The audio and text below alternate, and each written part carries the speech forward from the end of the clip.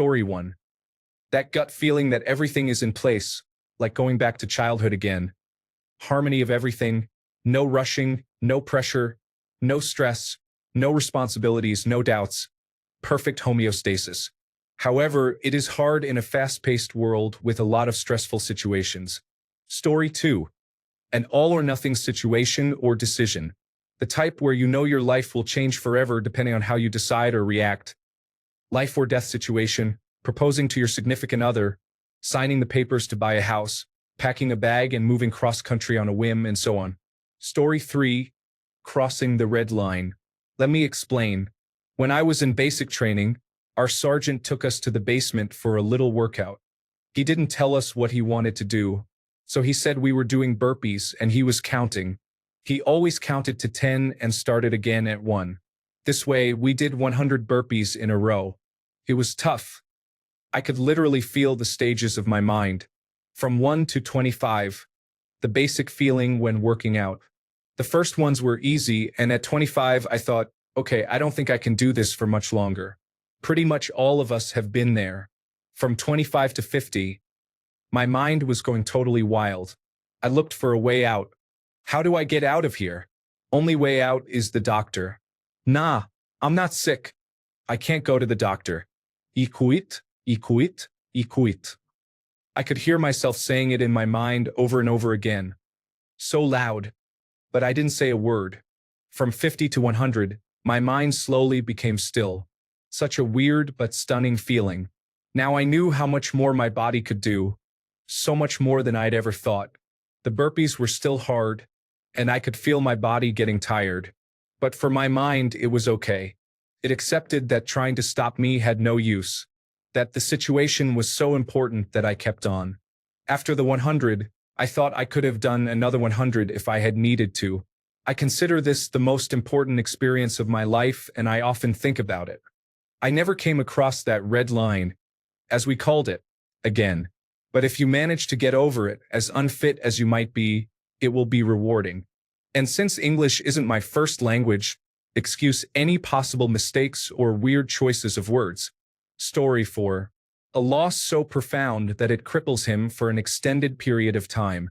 Gambling on a choice that may irretrievably alter his life. Having a moment where his perception of things is fundamentally challenged. A moment where he comes to terms with his own mortality.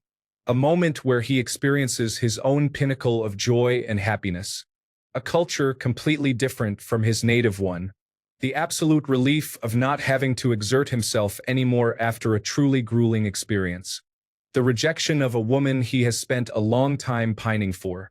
A bond that goes beyond the ones formed through standard familial ties. A true companion. Story 5.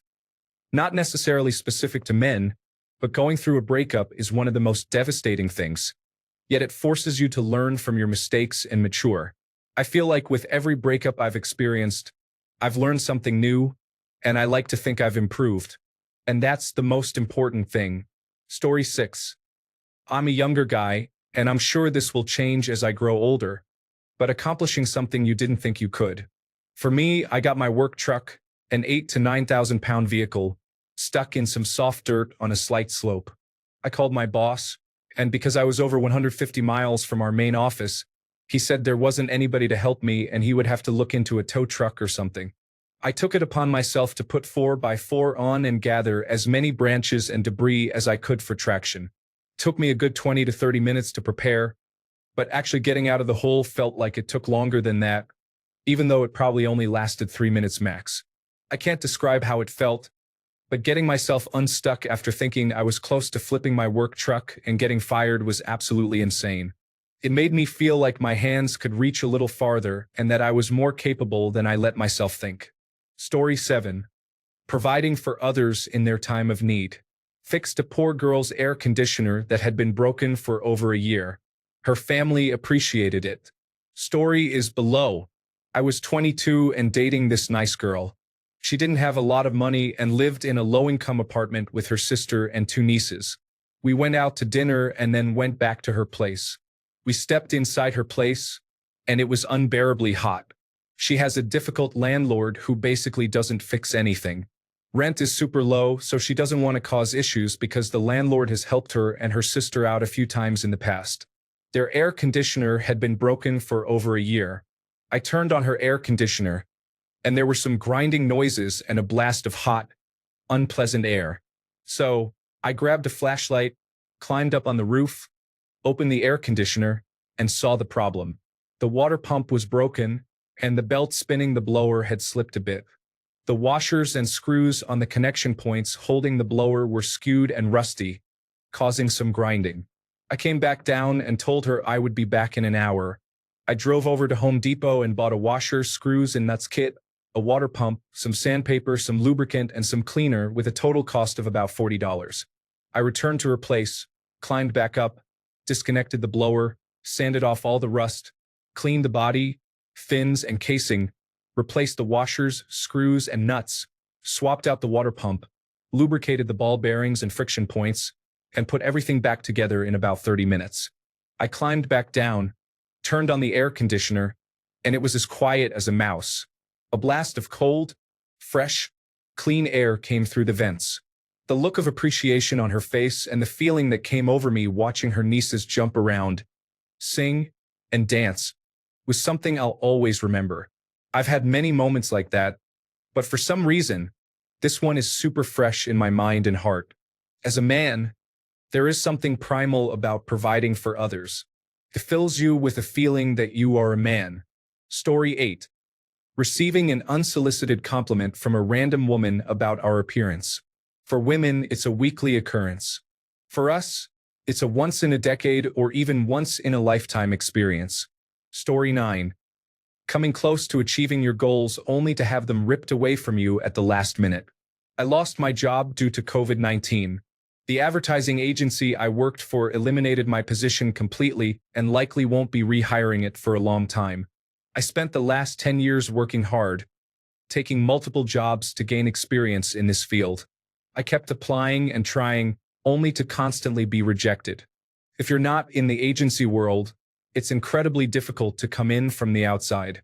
But through hard work and persistence, I finally got a job at a great agency, making good money for the first time ever and working with huge clients. I worked there for a year, and during my yearly review, my vice president said they were giving me a raise, promoting me to a director position, and giving me more responsibility. I was ecstatic. I was so happy that finally I was on the career track I had been working so hard for. Then COVID-19 came. Quickly, I was laid off, not furloughed. My job gone. My future gone. I've never felt so low, a true bottom like I've never felt before. I'm humbled by the mountain that lies before me. I have to start climbing again. Hopefully, I become a better person because of this. Edit. The fact that I received one upvote means one person saw this and heard my story. For whatever it's worth, that makes me not feel so alone. Thanks. Story 10. Real, genuine triumph. I'm not talking about beating a hard boss in a video game or finally getting that screw to go in after half an hour of trying. I'm talking about truly beating the odds triumph in an area you never thought you would succeed. The confidence you gain from doing something you didn't think was possible gives you a sense of empowerment that extends to other aspects of your life. I graduated from college with $130,000 in debt right into a recession and with no jobs lined up. I paid off the loan in 7 years. After I did that, I felt that there was nothing on this planet that I couldn't do if I put my mind to it. Every man should have that attitude, and it's a lot easier to have when you have evidence to back yourself up. Story 11. The satisfaction of completing an endurance sports event. It's humbling and motivating to see people going at twice your pace. It's humbling and motivating to see people who are overweight or really old and are still managing to finish. It's exhilarating whenever you pass somebody, and honestly, it's not really annoying when other people pass you. Good for them. In the end, it's a victory over yourself, the result of a few weeks, months, or years of training. At the end, you can commune with all the people who are just happy to have finished and stay around to chat, have a drink, get their medal and commemorative t-shirt. It doesn't matter whether you just completed your first 10-kilometer race or an ultra Ironman. Set your sights on something that's challenging but possible for who you are right now. Work towards it and succeed. It's something you should experience at least once. Too bad there won't be any of these for a year. Story 12. Respect. My life changed the moment someone respected a decision I made, instead of ignoring me or thinking they knew better. Once someone treated me like an adult, able to decide the course of my own life, there was no going back. Story 13. If you are into sports, witnessing your favorite team winning their championship in your favorite sport is exciting. If you cannot attend any of the games live, go to the parade. Story 14. Failure to the point where you're left with nothing but your bones, flesh, and soul. That's when you'll learn the most from life, grow, and carry forward with you everything meaningful to you as a person and realize what it means to make a choice. Story 15.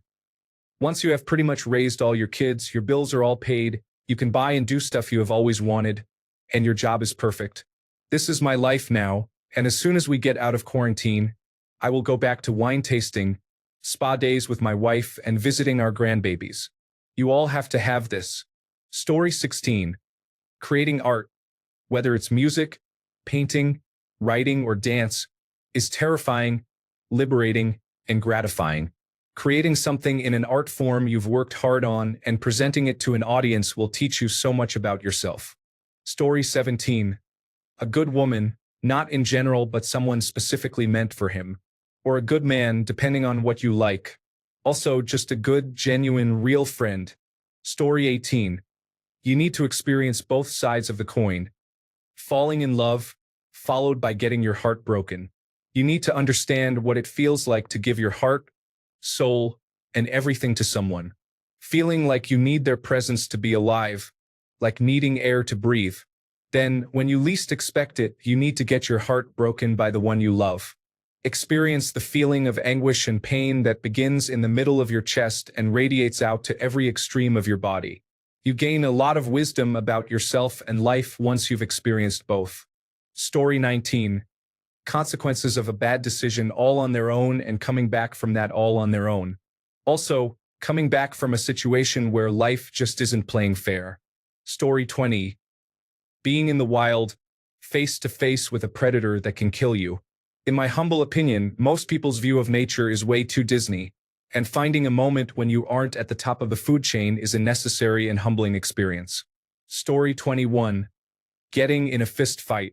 That first hard punch you take to the face, the adrenaline dump, and the immediate change in worldview afterwards is life-changing.